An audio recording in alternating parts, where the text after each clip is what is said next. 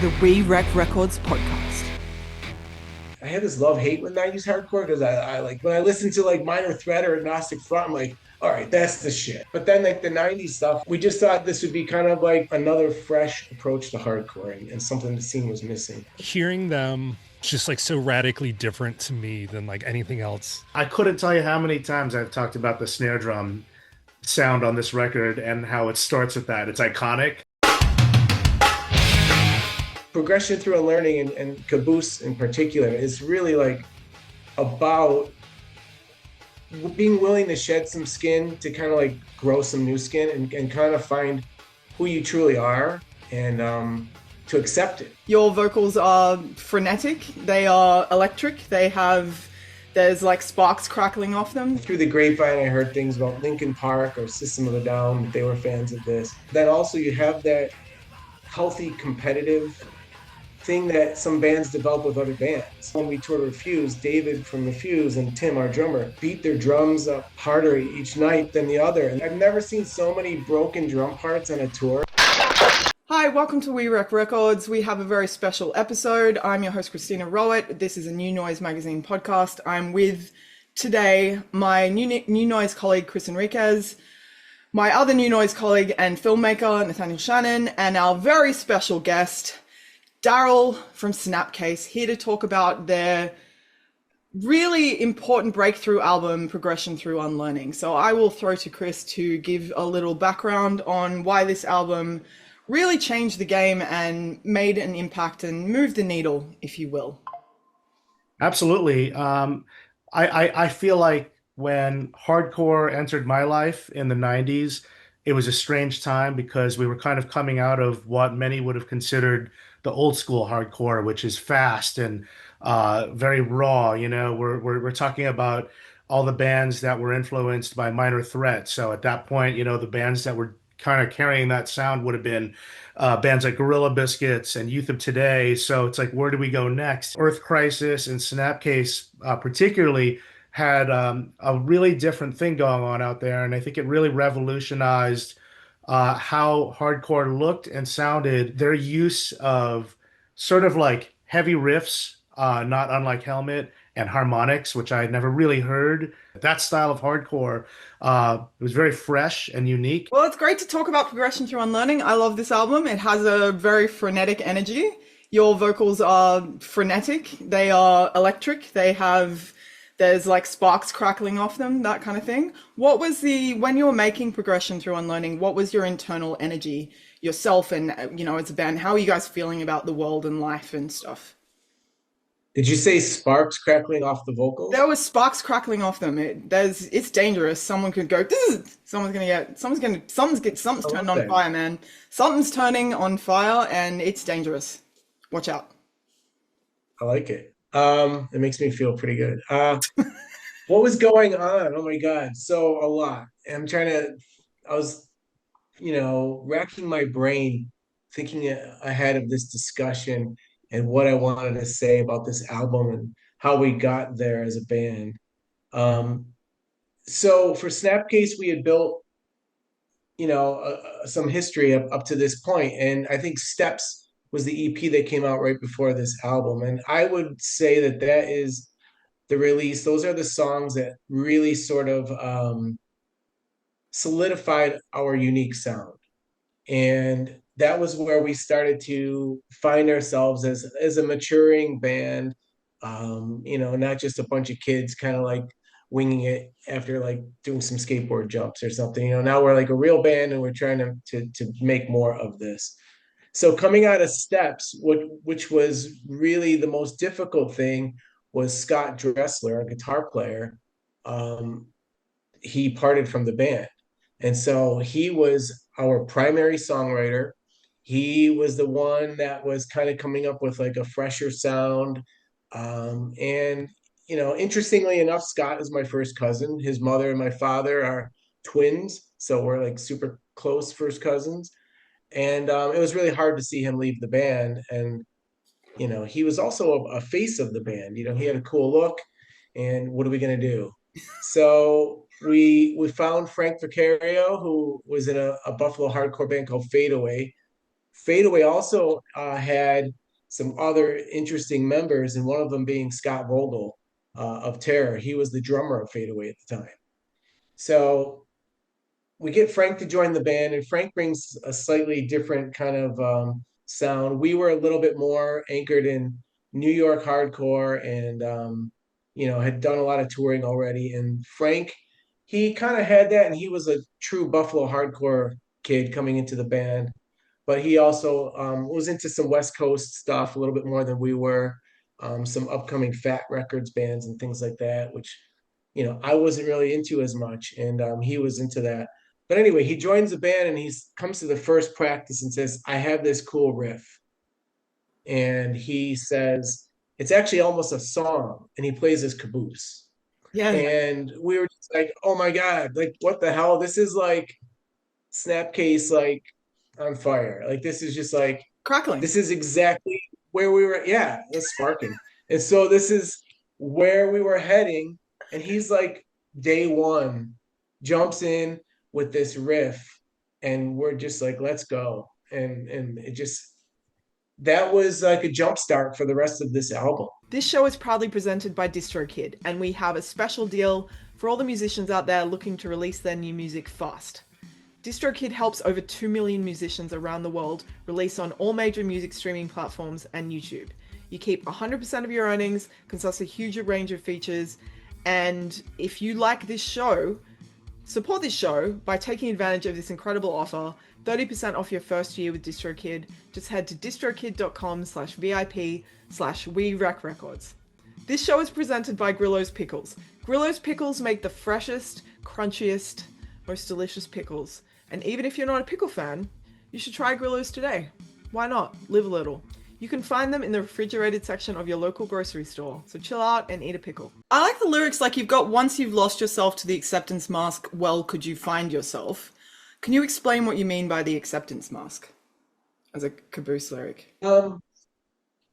So I would also say that, with the Steps EP leading into Progression, I was starting to find my way more as a lyricist. And I was never super confident, like like New York bands could talk about the streets, and like other bands had their thing, and we were guys that kind of like fantasize about being tougher and being from the streets, but that wasn't really who we were.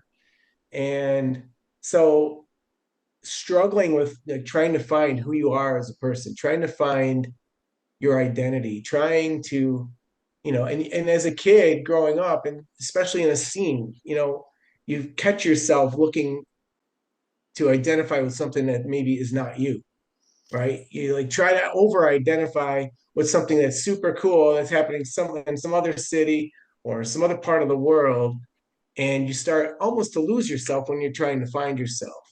And so Progression through Unlearning, and Caboose in particular, is really like about being willing to shed some skin to kind of like grow some new skin, and kind of find who you truly are, and to accept it. Yeah. And Make peace. And sometimes that acceptance mask, though, is the opposite. The acceptance mask is like what's accepted by everyone else. And you're trying to say, oh, I want to be accepted by everyone else, forgetting to accept yourself first, right? So what Nathaniel, you're making a documentary with Snapcase. What have you learned about the how you've kind of seen the unique identity of the band and their place in this world, sort of thing, like talking about finding your identity and living in these spaces and working out who we are? Like, a documentary is a really cool avenue to find out who someone really is, and I don't know whether that was a focus of the film or how's that process been? It's a lot to unpack. I mean, Sorry.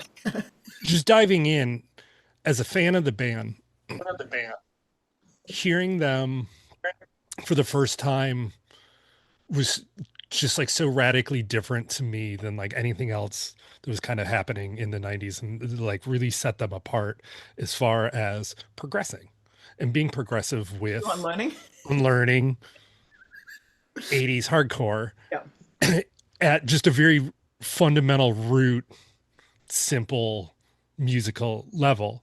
And I always appreciated the band. Obviously, the influence is like all over the place, and you see it a lot now with like modern music.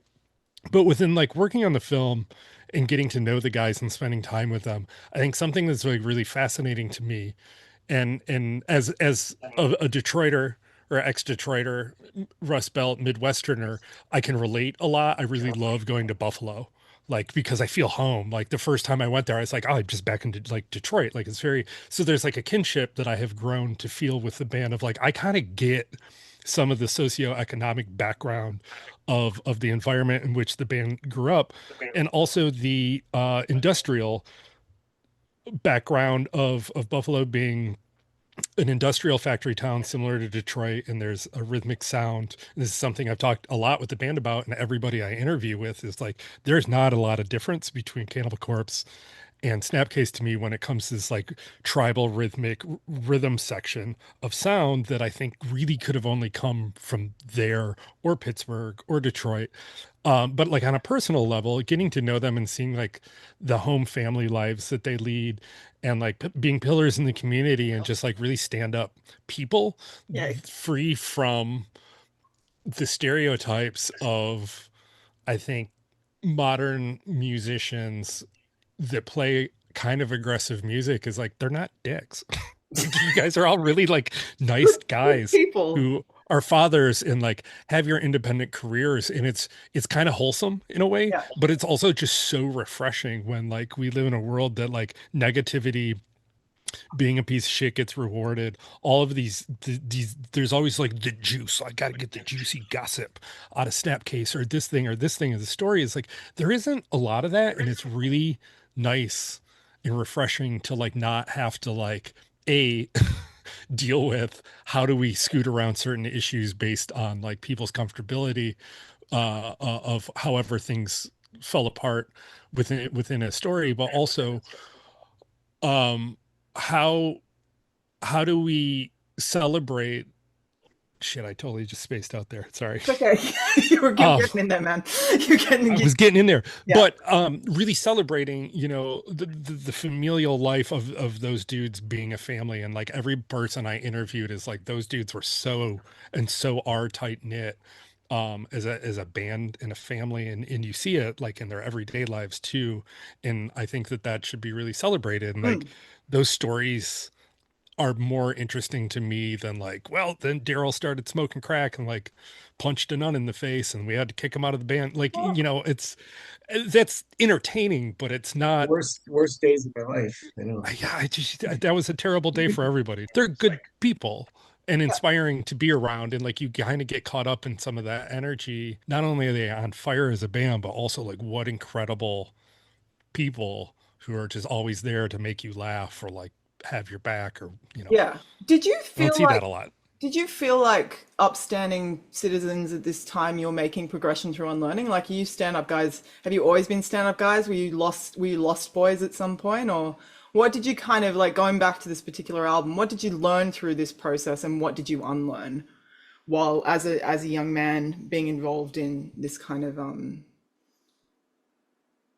Thinking about being a young person writing music is interesting because in a way you're growing up in front of the world, right? And especially when you're on stage speaking or writing lyrics or whatever it might be.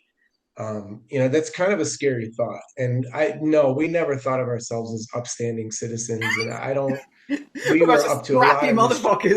motherfuckers. We were up to a lot of mischief and we did a lot of stupid things and a lot of regrettable things like anyone in any band. Um, so Angels, no, not at all. But I think where what happens, you know, how you avoid that is you just stay focused, you stay busy. And, you know, it's become almost a little bit of a cliche to say now, but Buffalo being working class town, you know, that hard work ethic, touring with bands that might not have been from a place like where we come from, and seeing that they'd say, you know, we would tell them, oh, we practiced 4 or 5 days a week, 2 3 hour practices each time, practicing just the set to play for the tour. And they'd say, "Oh, we kind of winged it. We got together once, like the 2 nights before the tour started." That was not us. We wanted to be like a machine. Like the second we hit the stage, and when it came to writing, particularly with progression, we were in lockstep as a band. Like we spent all of our time together, super focused, working hard, and there wasn't really much time to kind of like do stupid things and get in trouble because we were sort of like just so focused on That's beautiful. where do we take this? What do we do next? I was going to say a lot of heavy music oftentimes can be like pointless rage. They're not pointless rage when it comes to Snapcase. Snapcase, very uplifting, positive, introspective, oftentimes about sort of regular things like that we all go through on a daily basis. Snapcase is very refreshing at that time. Pointful. I'm 14 years old, and I'm like, wow, I have so much more to learn, and I don't need to just listen to people screaming about nonsense. You know what I mean? It's It felt pointful like rage. It's pointful rage. purposeful, It's purposeful very, rage. it's, no, I'm being pointful. When we're not speaking English, we don't have to do this. Well, I've basically, like, I'll be honest, Darrell, I've kind of built this around asking you questions about the lyrics of all the songs because I did a bit of a deep dive on them and I think they're all interesting. So I'm kind of going to use them as a bit of a jumping off point for questions. So Guilty by Ignorance is a banger of a tune. It reminds me of a quote: "In an age of information, ignorance is a choice. Unfortunately, it's a choice a lot of people are making." What do you think people were ignorant about in 1997 compared to now? I'm gonna start with, to me, this song um, ties into the album title a lot. Um, Progression through Unlearning is about, to me, as a concept, is about recognizing like some of the ways I think that I've been raised on, or have come to believe because it's all I've known in my lifetime. Recognizing that that might be wrong, or that might not be respectful to everyone else in the world, or whatever it might be. You know, it's sometimes you can't really learn anything new or move forward until you kind of like get rid of some of that garbage, right? And recognize it as garbage. Mm. Like that's so stupid. I've been thinking this like my whole life. Like, there's so many other things out there. And I guess it's part of becoming more worldly.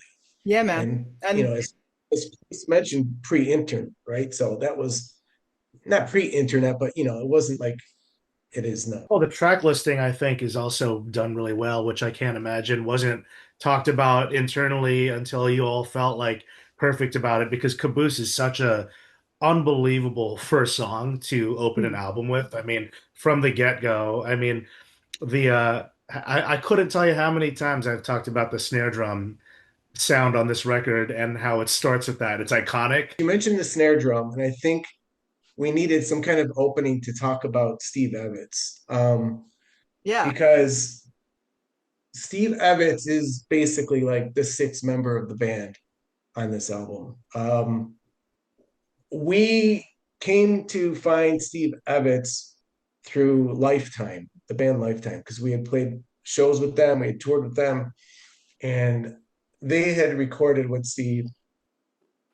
But we were kind of thinking sonically, we're not really like Lifetime. So I don't know. But Steve had done Fixation on a Coworker by Dead Guy.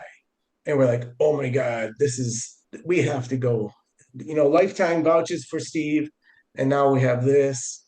We got to go there. And that was kind of how the decision was made.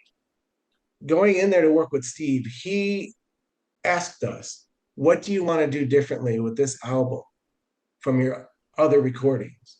And we said, well, we found ourselves, as a band on steps, but it was tracked so slow, so cautiously. It doesn't represent us as a live band. And we play those songs so much faster, so much more powerfully live.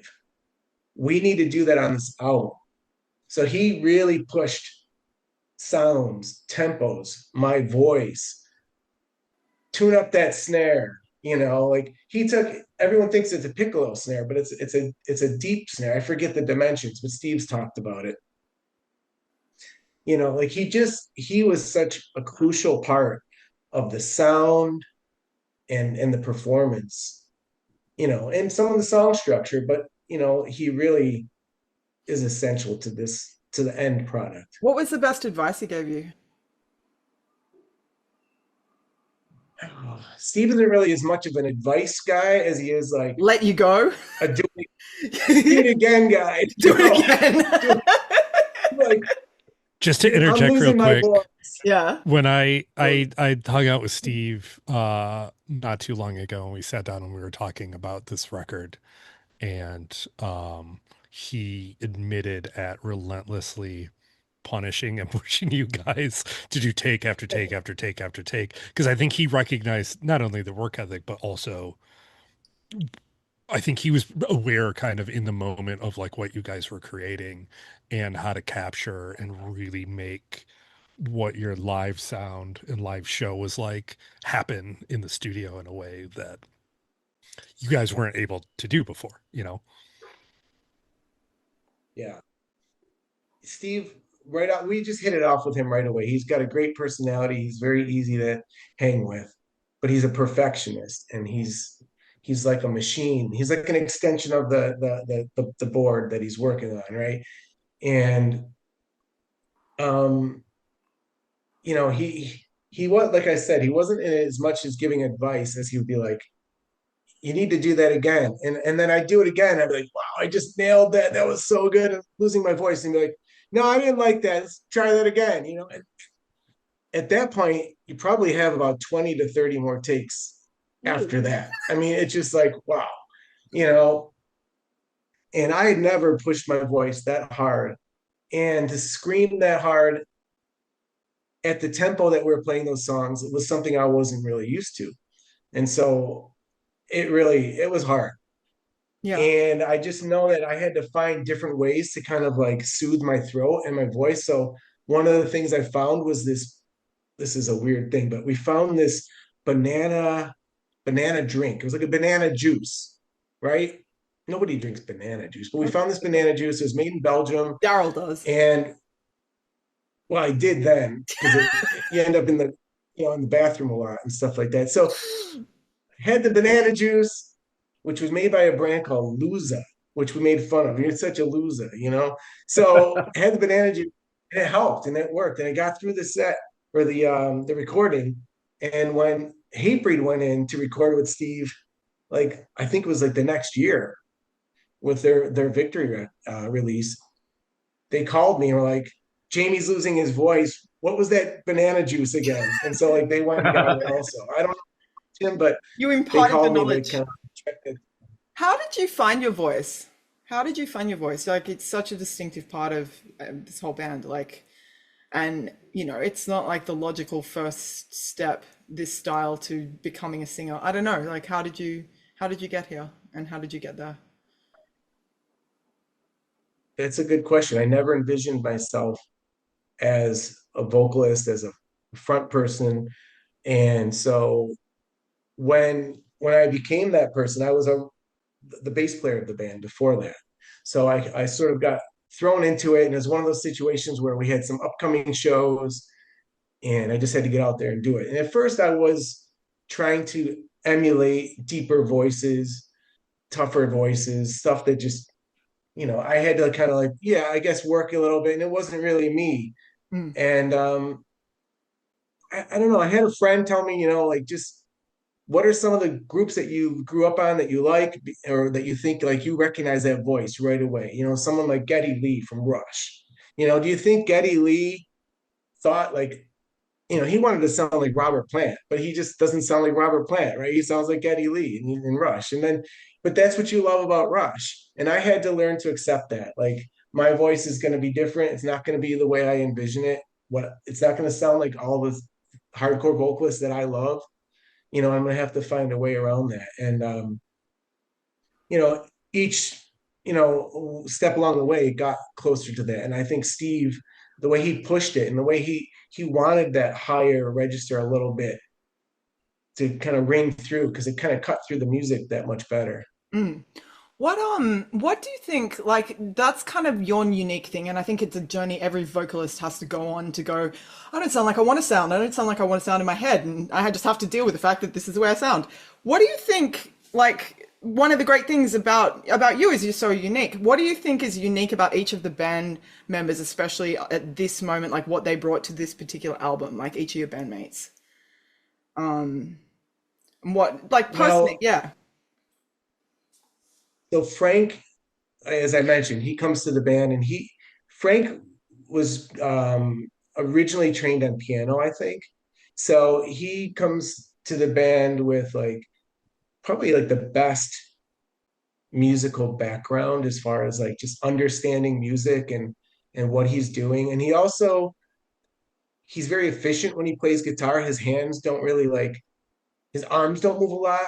His hands do, his wrists, where John is like the aggressor. So as he's our other guitar player. And so John, and you can tell on stage, he's right up in the face of everyone in the crowd. And when he plays, his whole body and arms are just moving. Like he's beating the hell out of his guitar. Like he and Frank couldn't be more different with how they attack the guitar. And so John also comes from like a family of drag racing, like racing cars. Yeah, yeah. And so he's got this kind of like, you know, which is really cool. And that's Redhead. really in his personality. And that's really comes through the way he does things. And so he brought that aggression, and also he and Frank, they like different tones in guitars, but they mesh well together. Bob was our bass player at the time, and Bob is just like 100% Buffalo through and through. Um, Bob and Steve really just bonded. Bob is like one of the coolest, easiest dudes to get along with, and he just was essential to the band in those days because just his Buffalo hardcore history, his personality, super awesome to be around. And he kind of like would settle us all down sometimes, I think. But then could rile us up and have fun, like decide we're gonna have like a WWE like wrestling match or something. Well, that's fun. I'll throw And then you you. have Tim, our drummer. Yeah, keep going. I'm sorry. No, no, you go. So Tim, our drummer, he's such a unique guy because he's really fun, but he's also really smart. He's a professor. He's got a PhD. He's published books, and he stepped up as a songwriter. And he was like really new.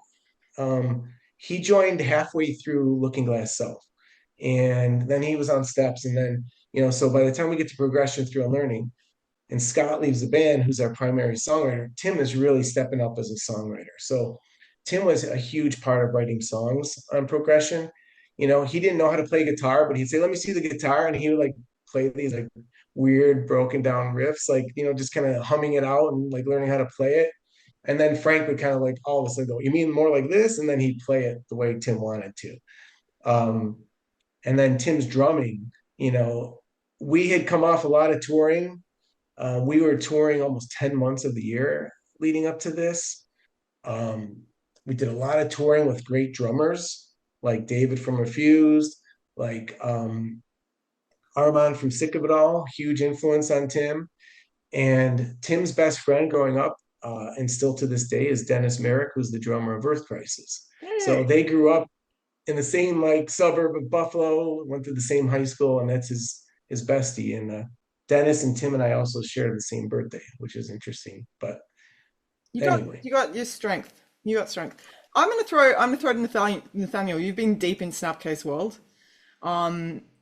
What would you like to learn about this particular album as a Snapcase documentarian in this moment? I think something that I haven't actually asked anybody working on this film is, with some of the songs, was there carryover of stuff you were working on with Scott before he left that ended up getting on the record? yeah, and I think "Killing Yourself to Live" has the main riff to that song came from Scott. And I think we credited him on the release, but that was one that was definitely a carryover. And there might be some other parts too. And Scott was like such an integral and huge part of Snapcase up to this point that his influence even on the rest of us when it came to like the sound and thinking about songwriting and riffage and all of that, it's there whether it came directly from him or not. But I think that song in particular. It's I mean it's a special song. It's a nice legacy. Sorry, Nathaniel, you were gonna say something? Oh yeah, I was Yeah. gonna say, I mean, Vic or Frank, sorry, Vic, wrong band. You froze anyway. When Frank joined, uh, it, knowing the story now, it's like so wild of finding somebody who stylistically was in the same vein of Scott's playing, but also had like their own distinct, unique thing. Mhm. Of this is a bad analogy, but it's like I have seen Alice in Chains since Lane Staley died, and it was like shocking to me how much Jerry Control's vocals sounded like Lane's and how kind of interchangeable they were Well, they to a were at the degree, even same though they had, time, Nathaniel. They were singing you at the know, same time.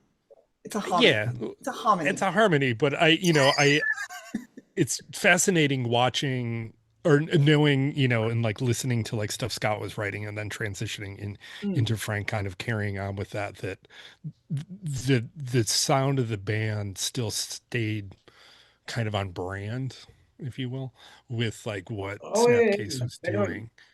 And it didn't like deviate because it's like, oh, we got the guy that, loves uh Skinner so much that we're gonna put rock and guitar solos in every fucking song. Um Chris, did you Yeah, want I to? agree with what you're saying. So you're saying it was fairly seamless, like yeah, to that, yeah. some. Yeah, no, I think sonically you're right.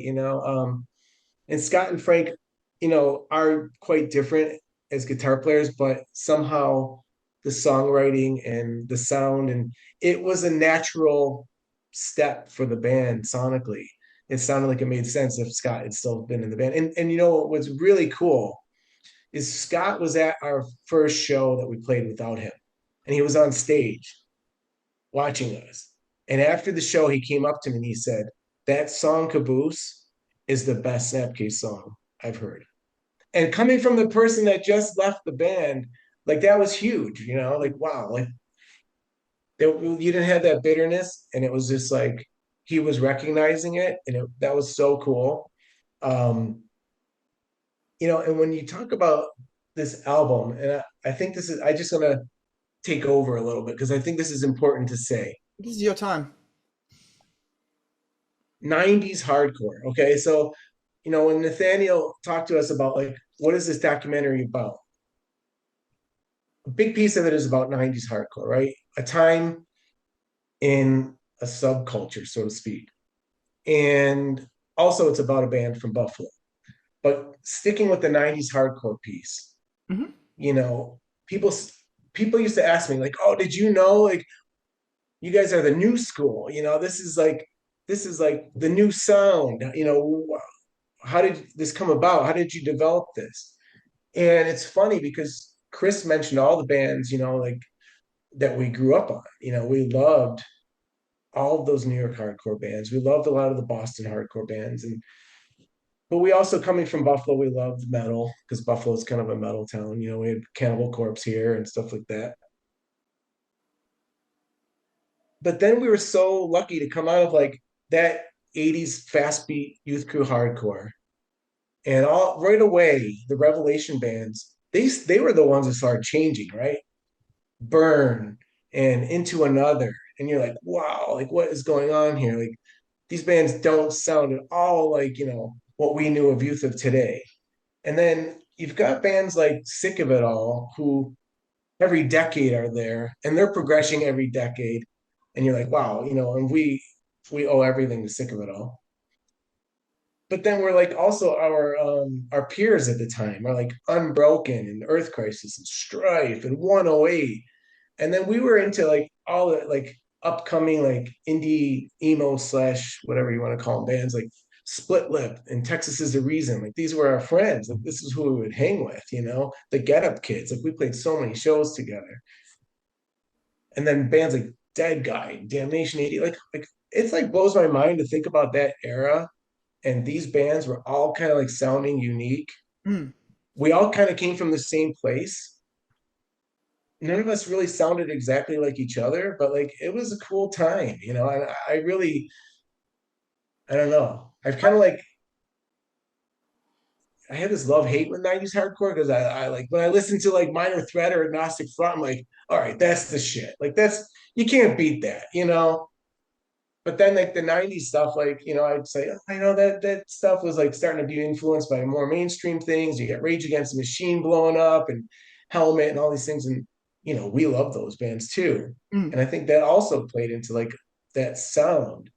And we weren't trying to make it more palatable to non-hardcore people, but it's just like we had the history of that 80s hardcore and then bands like into another, and Quicksand, like I mentioned, were kind of like and Orange and I were, or not Orange and Burn were like opening the door to like it's okay to start changing the sound of hardcore. Yeah. And then I think all these hardcore bands just kind of went with it. And you're like all of a sudden it had all these groups that blew up, and that led to like Converge and, you know, bands that came later, like Every Time I Die. So like I don't know, I love thinking about that. I love the progression of Through this, unlearning. this What do you think? yeah. What do you think that there was like a value that you all shared in this kind of era? Like what was important, and how did like the world that you operated in, like 90s America, how did that kind of impact the way you approached everything? Like I don't know, the world that yeah, I don't know, like what you share and how you kind of saw the world, and if were there values that you shared or whatever. I don't know. I think we had that foundation in in the 80s hardcore. We had that foundation in straight edge. Um, but we were open now to so many other things and so many other bands and just so many things sonically. And you know, I always think back to Buffalo again, you know, the main club, the CBGBs of Buffalo, if you will, was this place called the River Rock Cafe. And um, you know, the people that came out of that venue were everything from the Goo Goo Dolls to Cannibal Corpse. Okay. And which I think is just so cool. Yeah, And man. that's kind of like, you know, where, you know, to me, like where we developed as a band was kind of coming from such a diverse, wide open, you know, outlook on music. Mm, that's interesting. Well, okay, do you mind if we dive back into some songs? I'm going I to. don't mind at I all. can do what I want. I can ask you whatever I want. That's why we're here. Priceless.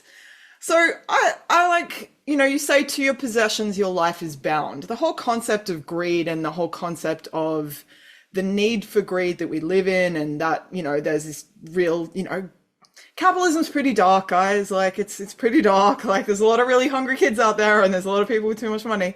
Um, what's your take on the kind of need for greed that we live in, and how do you think it's kind of like evolved? Do you think it was worse than back then? Do you think it's escalated? And how do we exist in this world as like sensitive, creative people in a weird, dark, late capitalism moment? Just for a nice small question, Darrell. Just for a nice small question. Well, it's funny because this is a song we don't play live, and I haven't thought about this song in a long time. Well, you should think about it now. But I'm thinking about it right this Yeah. minute. Um, I grew up in a family and an upbringing where academics was everything. And the measure for success ultimately would be a good career making good money. And, you know, Priceless was sort of like a challenge to that. And that's, again, I'm unlearning. I'm unlearning at this stage, right? Mm. And learning to think differently. You know, how do we measure happiness and success and things like that? And what's truly important to us? And the difference then to now, I would say, is just we're just bombarded with so many images of so many people through social media and 100% the kids. And I'm not saying anything that everyone hasn't heard a million times, but you know, that's the difference Yeah. from then to now. We didn't have that then, you know.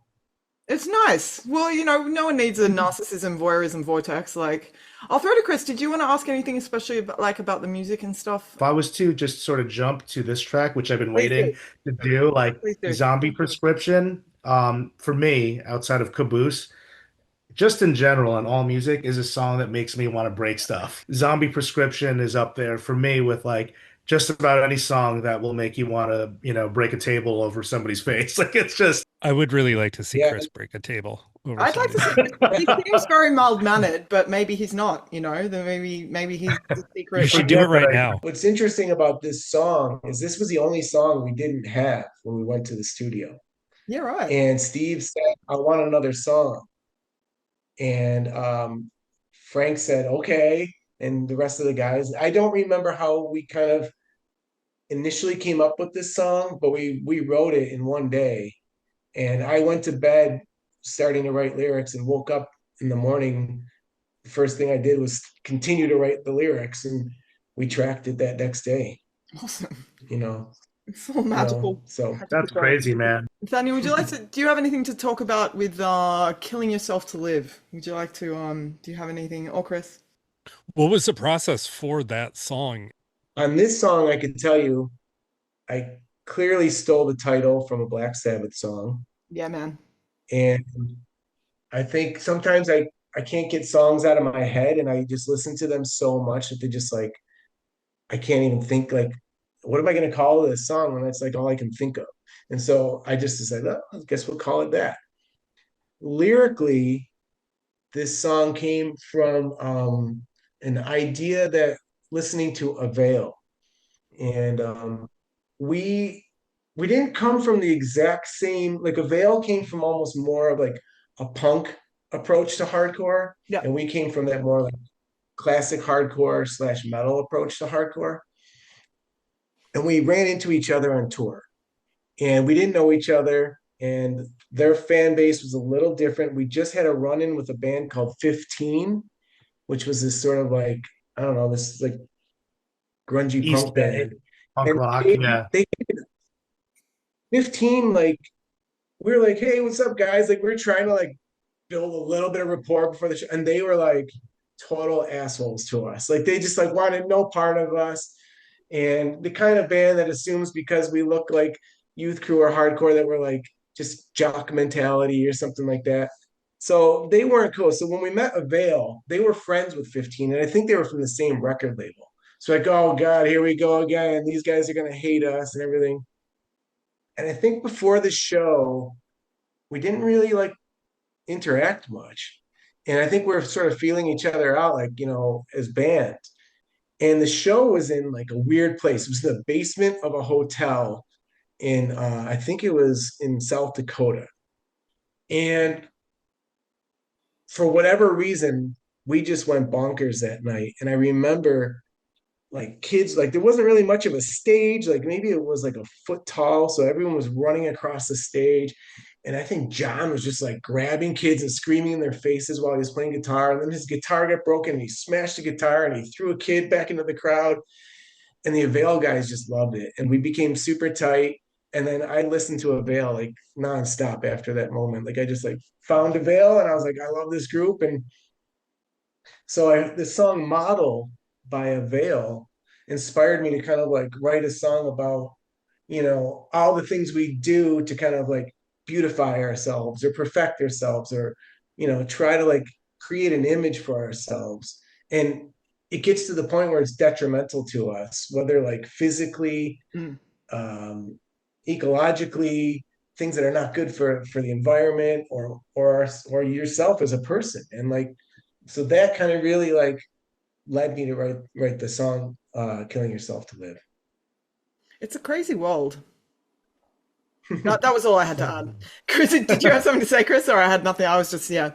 Actually, I did have one thing. This album is really, just a complete side note. I know we've got some stuff to get through and stuff, but this album is cited as a massive influence by a lot of bands. Like people have name checked this album a lot. I mean, I think I found it through another band saying how awesome it was. What has been some of the most memorable things that other artists or people have said to you about what this album meant to them? And maybe name those artists too. Sorry Well, to obviously, interject, but because obviously, I mean, just yeah, because like yeah. I think there's probably a lot of surprising ones. I bet, like really big artists too. Yeah. It'd be weird for me to kind of like think and talk about that. I don't. The most meaningful thing to me was Pete from Sick of It All told me that this was playing as his like number one gym mix. So like I just pictured Pete, the most physically fit person in all of like hardcore, working out at the gym, listening to Snapcase. So like that just sort of made my day, and I was like, wow, that's like kind of like the best compliment I've heard all ever. But you know, I'm never quite sure. Like sometimes people just are blowing smoke, and sometimes I never know what's true or not. But maybe the three of you would know better than I would as far as like what some of these bands are. I mean, I think this album, because Victory at the time was such a powerful part of the scene, and they were so driven to kind of reach new people that albums like Progression through Unlearning became like an entryway to hardcore for a lot of people. Yeah. And so, to me, it's as important or more important than even the influence in other bands. Being a gateway drug.